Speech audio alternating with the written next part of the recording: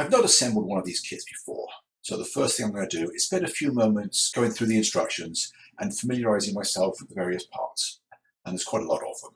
Here I'm sorting out what I need for step one. That's basically the main two truss side assemblies. And now I'm going to start removing the parts that I need from the sprues. I'm going to get those cleaned up.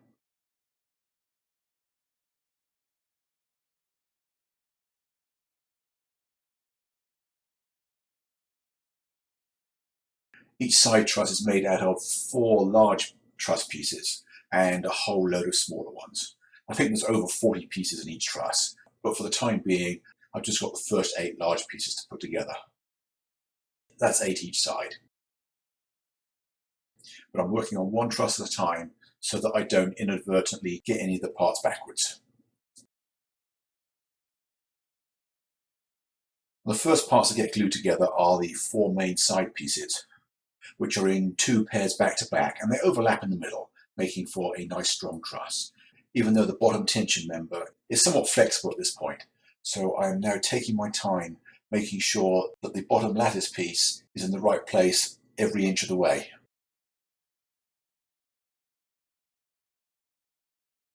There is a slight flange on both sides, and I have to make sure that's even all the way along.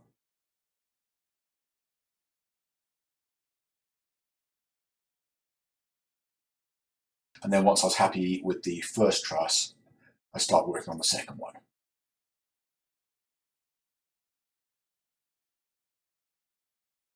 At this point, I'm not putting the top flanges on because I wanted to leave those until after I had the end pieces, although that didn't work out. I explained the reasons for that in the other video. Here I am just making a short clip for that other video before continuing and finishing the basic assembly of the second truss.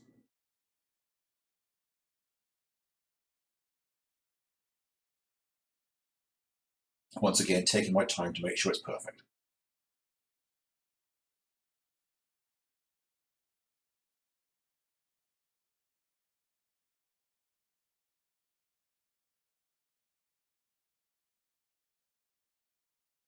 Now I'm checking to see which other parts I need to finish the 2 side trusses. And there's a lot of small pieces, some of which look very similar even though they're different.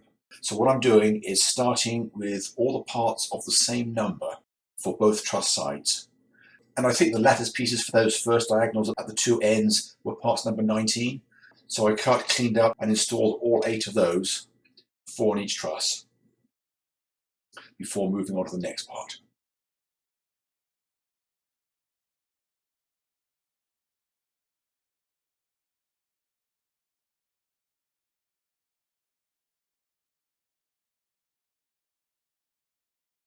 Once again, it's important to make sure that everything is properly cleaned up before it's installed. The appearance of the finished bridge will depend very much on the diligence with which the cleanup is done. And I think this next batch of parts was number 20, but I can't be sure. That's just from memory.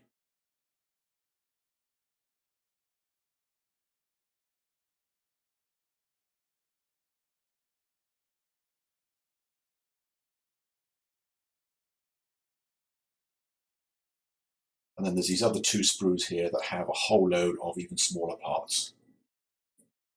And it was a fairly long-winded process. They just seemed to go on forever.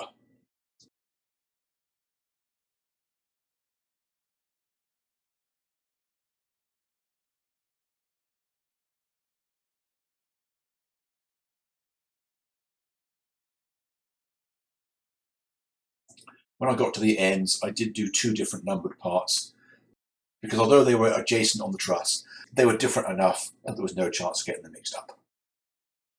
And now I'm just going to continue systematically working my way around the truss until everything is complete.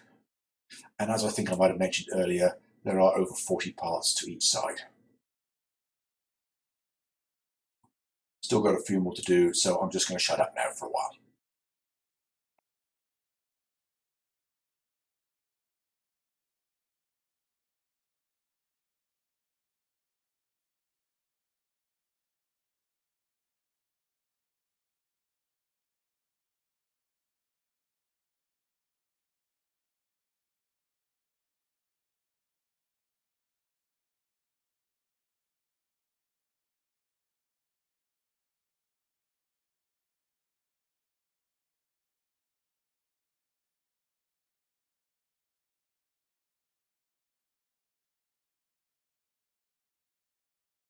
Now once I had 1/4 of the central X's in place, here I was able to do two different sizes once again, top and bottom, because they're different enough that I'm not going to get them mixed up. The two parts for the bottom and the two parts for the top are in both cases very similar. And if I tried doing either of those two together, I could easily have got into trouble.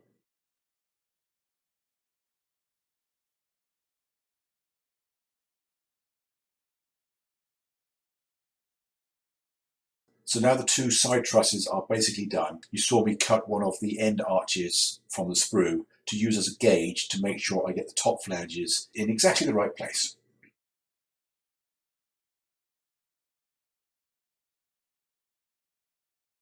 Another quick check of the directions ensures that I have everything correct and that I'm not missing anything. Now I'm going to start on the floor section. I think the floor of this bridge is very well engineered. There are 8 cross members and 4 longitudinals, each in 2 parts. So a total of 16 fairly meaty chunks of plastic, all very nicely detailed, and they fit together with a series of half-lap joints.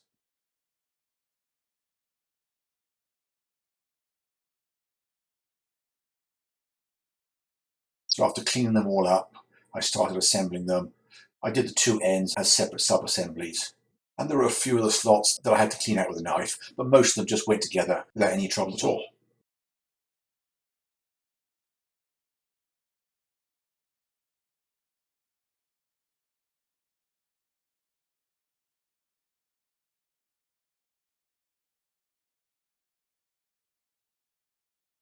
And now I'm test fitting everything, just doing a dry run, just to make sure I've got everything right before I get the solvent out.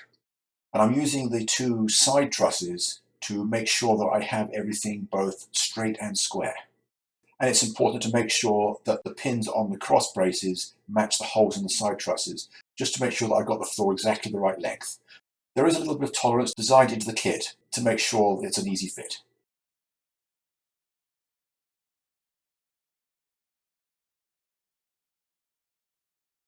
And then I just had to leave that for a while. I went away, I did something else, and I came back an hour later.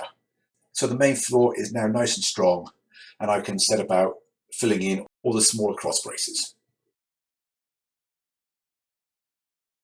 And now there are 14 pieces of zigzag cross bracing to stiffen the floor. Those all went in fairly easily. There were a couple of extras in the kit, and I'm glad of that because I did manage to break one.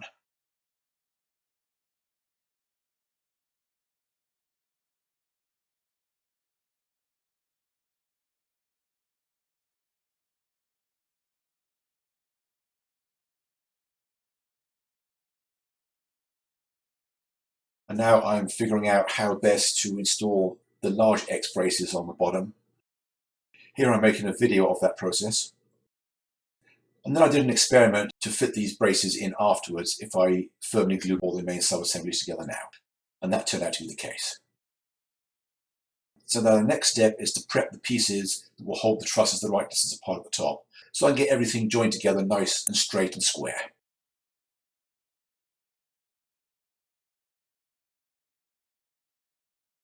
There's 4 main cross pieces and the 2 end arches. So there's 6 lattice girders that hold the 2 side girders apart.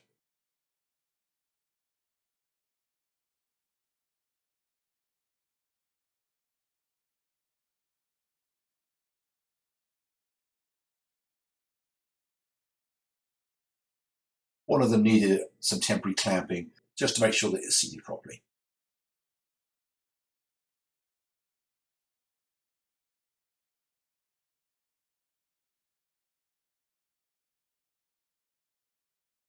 And now with those pieces in place, I turned it over and installed the 7 cross braces along the bottom.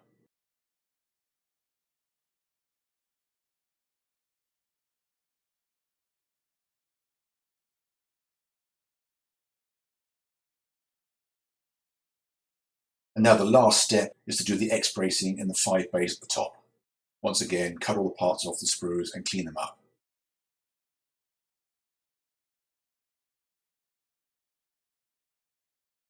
But here I managed to get careless. I didn't notice that they were different sizes, and I cut them all off together. So I had to spend time sorting them out, figuring out which one went where. But once that was done and I got into a rhythm for installing them, it went fairly easily.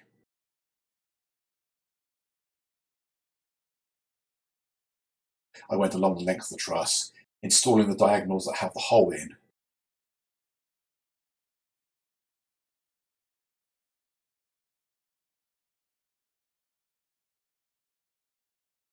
and then I turned it around and I slotted the other diagonals through the middle of the hole.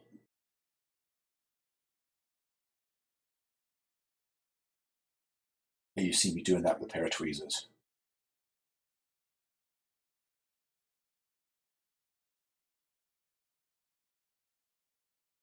And now I turn the bridge over. And there's 4 small plate girders to go on the ends. Now I just set it the right side up and take a photograph of it. Because apart from installing the shoes and painting it, I'm done. So I'm going to sign off now, and I hope you found this enjoyable. I'll see you again next week.